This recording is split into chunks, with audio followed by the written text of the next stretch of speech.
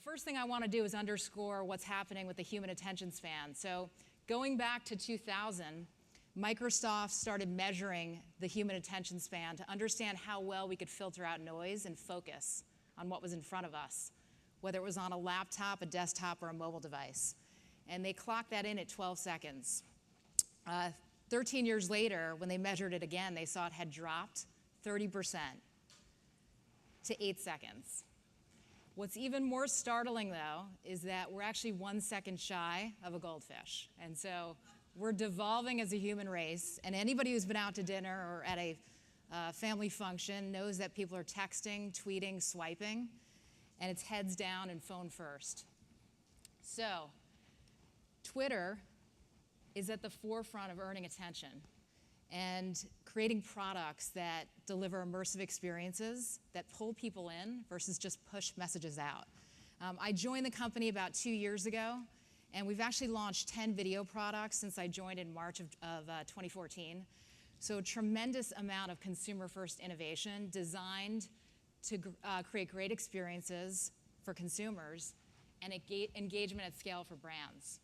And so everything from Periscope, which enables brands to be live broadcasters, to Moments, which is a curated collection of content that enables brands to tell more complete and comprehensive stories, to Scratch Reels, which enable people to play around with the content using touch-based playback. So a huge amount of opportunity to drive engagement at scale through our video products. I'm not going to spend too much time on research in this, but we've actually seen a 220x growth in video views over the last 12 months. So much video is being consumed and shared. And it's no surprise that on Twitter, there's actually 18% higher favorability versus online video norms. And that's because we have a more curious consumer. We have people that are coming for deliberate discovery. They're opting into their timeline. They're actually curating their own timeline. So that curious consumer is really receptive to video content. And you can use that to your advantage. But it's very hard to create great video content at scale and to do it in a way that drives repeatable brilliance. So I'm going to give you some tips and techniques. So how do you earn attention? That's the big, meaty question we're all tackling with. I'm going to hit 3 principles. The first is around creating stopping power in stream. That's about pulling people in with your content versus pushing ads out. We're going to delve into how you can leverage creators who have built-in fan bases and can help drive authenticity with audiences that are not necessarily receptive to your brand.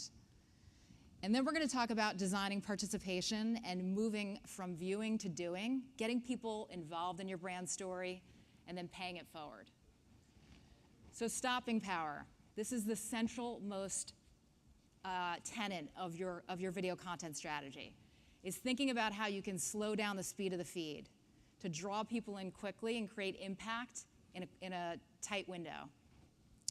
So we know the feed moves fast, and we see unit lengths from 3 seconds up to 2 minutes having an impact on Twitter. But we know that 10 seconds tends to be a dramatic drop-off point for video viewing.